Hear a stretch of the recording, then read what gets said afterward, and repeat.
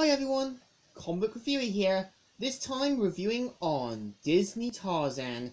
Now, as you know, Tarzan was originally based on a novel called Tarzan of the Apes by Edgar Rice Burroughs, and was also meant to be the 10th and final Disney film during the whole Disney Renaissance era.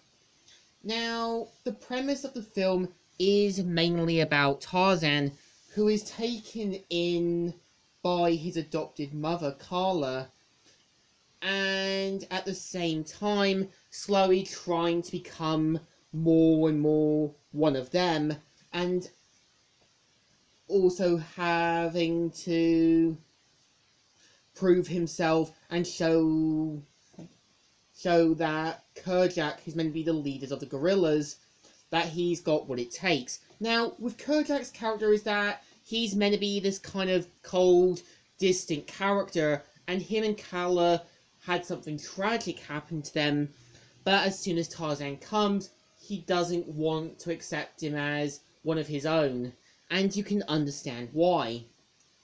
Now, what's interesting is that as soon as Tarzan meets Jane Porter, the professor, her father, and Clayton, he starts to learn that there is more things out there. There is more beyond, like, in the jungle.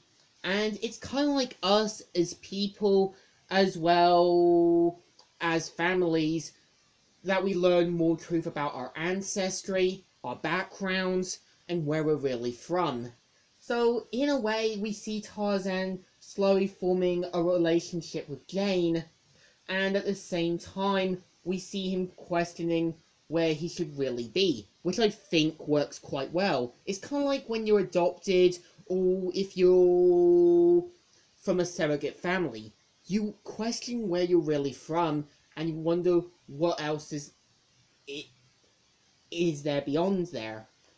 Now, I feel like with Tarzan's friends that you have Turk and Tintle, I think they're interesting characters because Turk is meant to be a bit of a tomboy, and what's originally interesting is that Rosie O'Donnell snuck in during the whole Disney recordings to do the voice, and originally Turk was going to be a male character, but as soon as they heard Rosie O'Donnell's voice, they thought about making Turk female, which I think is a good idea, and it's kind of like what the creators said.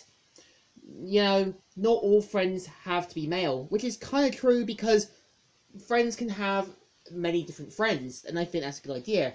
And I feel with Tintle is that having Wayne Knight voice him instead of Woody Allen is better because I've seen Wayne Knight voice in so many stuff, like Shaolin Showdown, also Tom and Jerry and the Lost Dragon, and I think this works quite well. And I feel like with Brian Bleast as Clayton is actually a spot-on idea. And I think what makes his character interesting is that there is some foreshadow moments to his character. There are moments where, you know, you question what he's meant to be, but it's kind of a bit predictable due to his hunting style and background. Now, what's actually interesting is that there was even 2 movies that came out after this, direct-to-video wise, which was meant to be Tarzan and Jane, that was basically using episodes from the TV series, The Legend of Tarzan, and you had The Legend of Tarzan, that was a direct carry-on after the film. And what's interesting is that when Legend of Tarzan aired, not many of the voice casts did return, so you had voice actors mainly for replacements. Now, what's interesting as well is that when we see Tarzan sliding through trees and other things, one of the creators took this inspiration from his son, who was into skateboarding and surfing. And I think this is a spot-on idea, because it shows that they have a bigger background and able to do stuff that they could do than just swinging through vines and trees.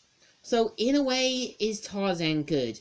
It definitely is, and I think it's meant to show that there is more things out there, more truth to explore, and see life as a big adventure. So in my opinion, a thumbs up. Still good and still alright. So, Comic Reviewer here, signing out.